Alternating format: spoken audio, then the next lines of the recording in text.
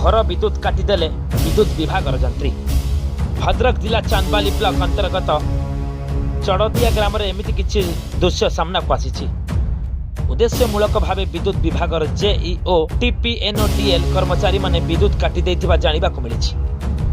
चोर जबरदस्त टंका दियो नहले विद्युत काटिदेबु धमक देथिले एवं गाली गुलज करने सहित एमती किसी आपत्तिजनक कथबार्ता कही भयभीत करथिले।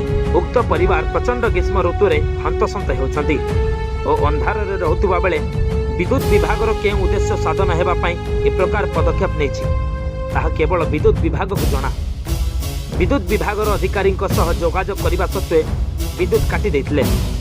विद्युत विभागर एहिपरि व्यापार और नीति को बुद्धिजीवी माने निंदा करुवा बेले एभली कारनामा पई अनेक स्थान उपभोक्ता आक्रोशर शिकार होउथुवा बेले बेले सामना को आसे।